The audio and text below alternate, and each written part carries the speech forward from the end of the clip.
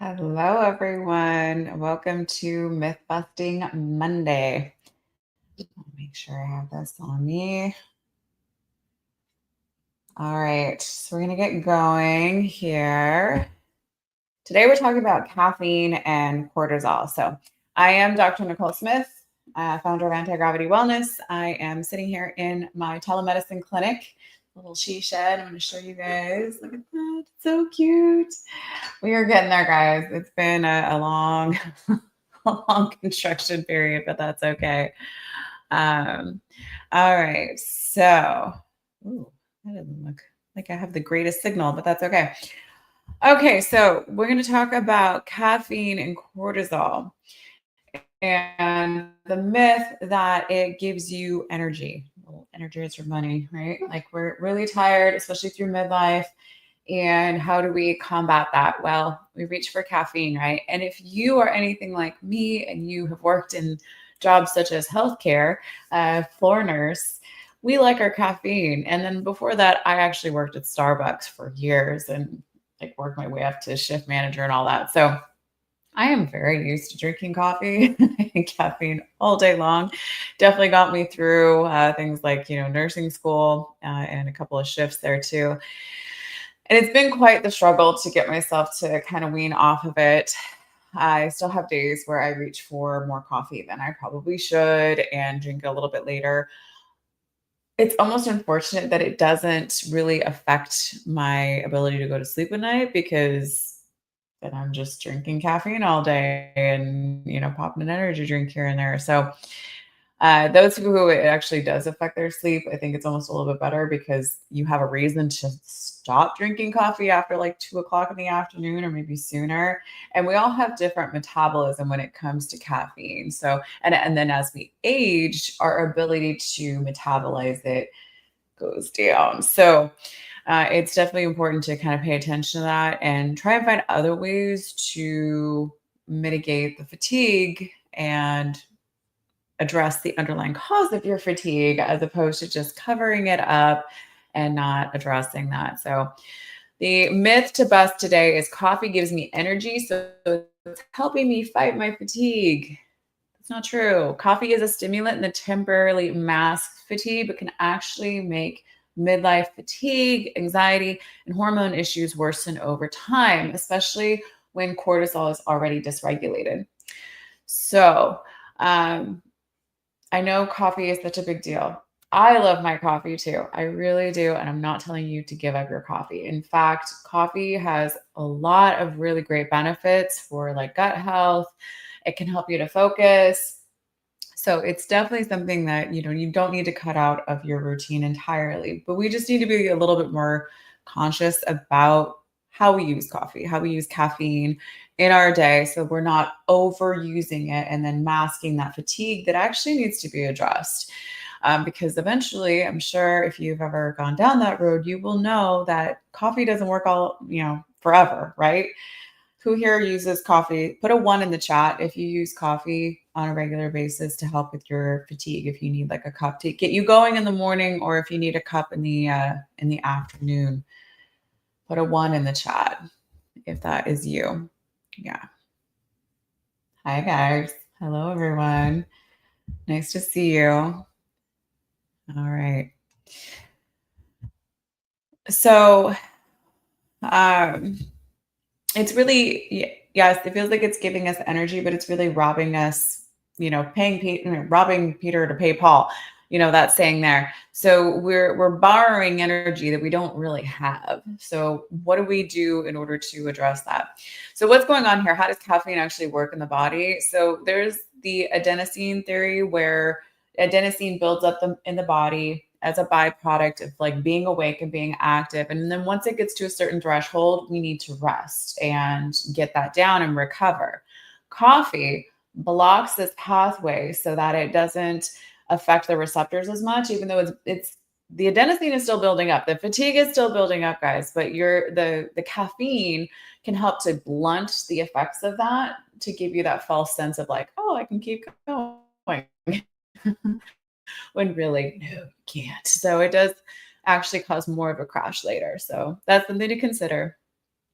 Caffeine can also spike cortisol. And when we already have issues with cortisol, especially women through midlife, we're typically dealing with chronic stress and the fact that our adrenals are extra stressed out because of the transition through perimenopause that we are going through. That means that trying to block that with caffeine, block that fatigue, is just going to increase that cortisol even more and cause more problems with our chronic fatigue and the adrenal adaptation. And then that process to unwind that can be very lengthy, depending on how long we've been suffering from that and what else we have going on in our life. I myself have had to rehab myself from, chronic fatigue, and thankfully, I have been very successful in doing that. And now I help other women to do the same thing, especially my midlife women. But it is something that it can be a real struggle.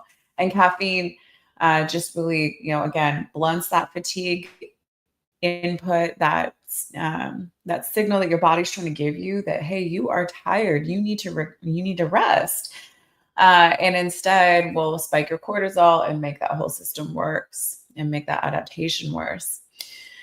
The half-life of caffeine is about 6 to 8 hours. So if you drink coffee in the late afternoon to evening time, that is still in your system as you are trying to go to sleep. And it can make you what's called like tired and wired. So you feel you're tired, but you can't sleep because you're wired from the caffeine. And that can be a real problem. So keeping that in mind, and some people metabolize faster than others. There are genetic things that go into that. There's also aging factors that go into that. So some people who are older don't metabolize it quite as fast. That's something to consider as well. So trying to, keep your caffeine intake to the earlier part of the day is really best. And I also think, possibly not having caffeine straight out the gate first thing when you wake up in the morning, or at least having water first. And does coffee count for hydration? Yes, coffee counts because it's still mostly water, but it is the diuretic. So you want to make sure that you drink more water when you drink coffee because you do have that diuretic effect, meaning you're going to pee out more. So you need to make sure you're replacing that. All right. So over time, caffeine can blunt the natural cortisol rhythm in our body that we're supposed to have, and it can lead to more afternoon crashes. Then you need more coffee, and then you have sleep issues, and this has increased your anxiety on so many levels. So, what do we do about this? Here's some myths that people have. Coffee gives me energy. Is that true? Say yes or no in the chat. Yes or no? Coffee gives me energy. What do you guys think? Yes, no, maybe so. Yeah, for some people, they say yes. Yeah. The truth is, it borrows energy. You don't have those reserves though. So it borrows the energy you don't have and leaves you in a bigger hole later. So you get that crash later, right? So number 2, decaf is safe anytime. You can drink decaf, right? You can have decaf with dinner. Is that true or false? T or F? Some people are like, I don't know. I thought it was fine, but she's saying it, so it must not be fine. So the truth is decaf still has some caffeine and can still affect cortisol plus the acidity issues for gut health. So that's something to keep in mind. Some people, like I said, I could drink decaf for sure at night and I could sleep. I would be fine. Some people though, even just that little bit of caffeine that is in the decaf can still affect you. So you can switch to herbal tea that has 0 caffeine. It's not decaffeinated. It's never had caffeine to begin with. So anything that's decaffeinated can still have a little bit of caffeine in there. So keep that in mind. All right. And then the next one is I need coffee to focus. Raise your hand if that is true. Say me in the chat. Is that true for you? What do you guys think? Yes? No? I need coffee to focus. Yeah. So cortisol dysregulation plus blood sugar swings are the real culprit for your lack of ability to focus, not your lack of coffee.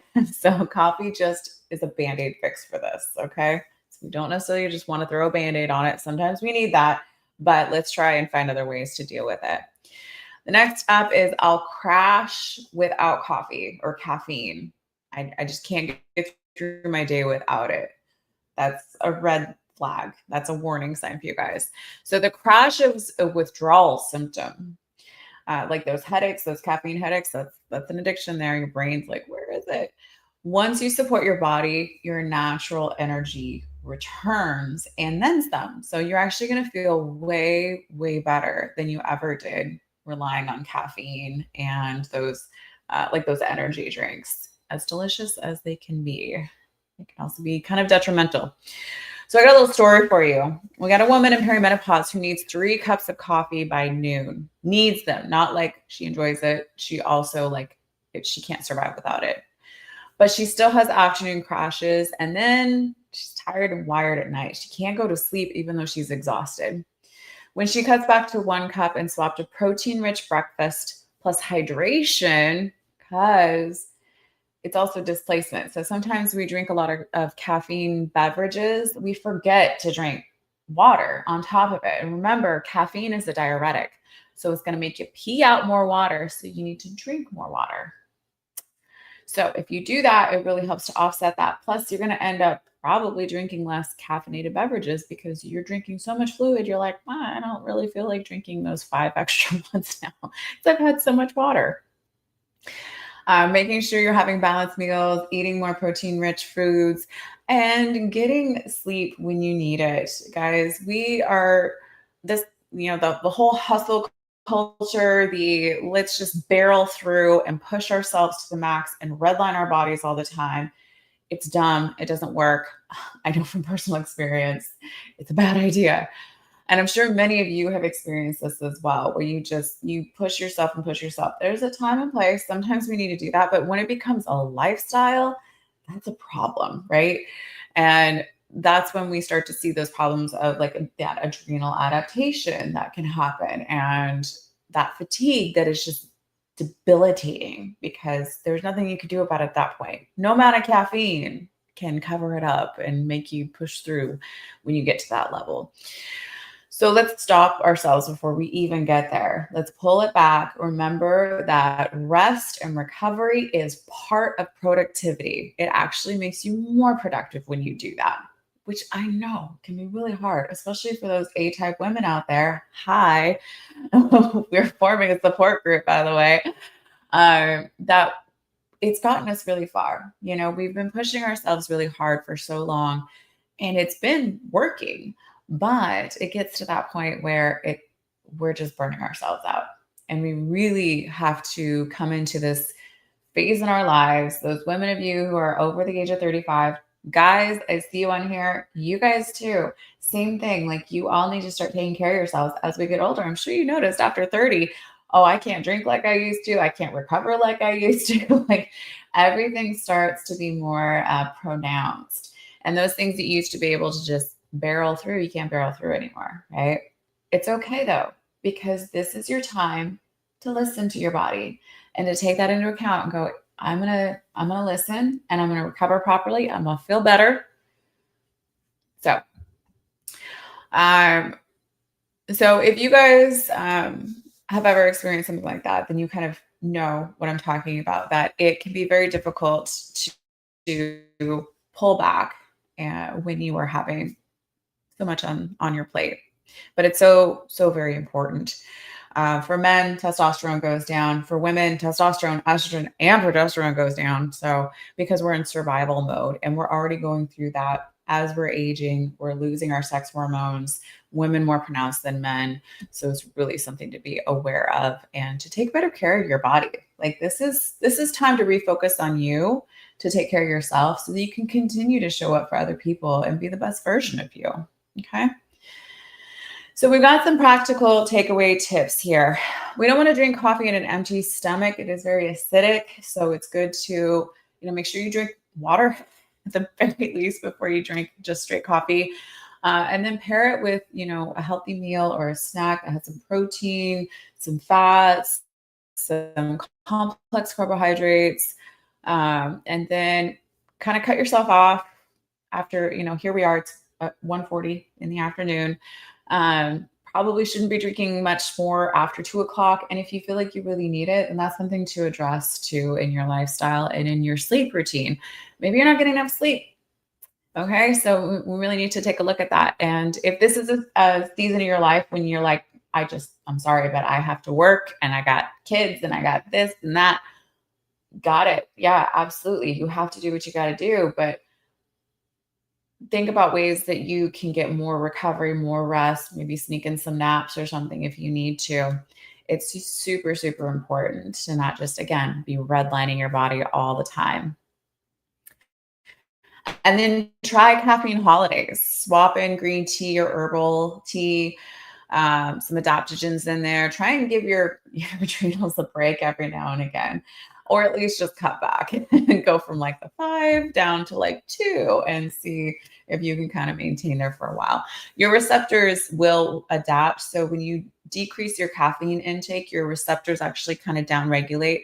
And then the more caffeine you drink, the more receptors you're going to have. So that's why you have like those caffeine headaches from withdrawal. So it's a good idea to kind of like wean yourself down as opposed to just cutting it cold turkey, unless you like having a headache. I personally don't. So, all right. And then you want to support your cortisol naturally. You want to have a protein rich breakfast, balanced meals, do your movement in the morning. You don't really want to do like a heavy workout at night because that can interfere with your sleep. And then work on stress management. And it doesn't have to be anything complicated. You don't have to have like this 3-hour morning routine or anything crazy like that. Ain't nobody got time for that, right? Just doing some simple breathing, some guided meditation, or just taking a second in the middle of your day to just breathe, right? Do that physiologic sigh. You guys know what that is? When you breathe in through your nose, and then one more sip, and then exhale completely. So try it with me. Breathe in through your nose, another sip, and then exhale completely. Oh, feels so good every time. That stimulates the vagus nerve and tells your body we're safe, we're okay. So try that a couple times a day and you'd be amazed at how well that works. Try it in traffic. Use that a lot. All right. So coffee, great. Health benefits for your gut, yes, and helps you to focus. And also, it's just really enjoyable beverage to have, or other caffeine beverages, right? Dark chocolate is also a source of caffeine. It's amazing. We love it. But again, in moderation and timing is important when it comes to when you have your caffeine. So if coffee is making you more tired, it's not your fault. It's physiology. So when you learn to work with your hormones, you'll feel real energy again. So I invite you to track your energy and your caffeine levels this week. And then you can share them with me. You can DM me and tell me how it's going. And then check out our hormone reset. We got a 5-day hormone reset. You can comment hormone reset and you can get that. And we're also here in Washington State and also licensed in Oregon. I'm a nurse practitioner and I run a telemedicine practice out of this clinic right here that I am in currently. It is our brand new clinic and it's still coming together. You can see we've still got some stuff to do up there, but there's our little black wall. I'm going to do a little podcast studio in here. So I'm really excited about that. Thank you guys for joining me today. I really appreciate you checking in on a Monday here. So I'm hoping that you don't need caffeine to just get you through this week. Take care of yourself. Drink some extra water. Get a little bit of extra sleep, even if it's just another 20 minutes or something, if you can squeeze some in there. And remember that caffeine is not the way to push yourself. It's just a little tool you can use every now and again, but try and just remember to take better care of yourself because we need people like you. We need you to show up and be the best version of you so that we can all come together and make this a little bit better here. All right. Thank you so much for joining me, and I will see you on the next one.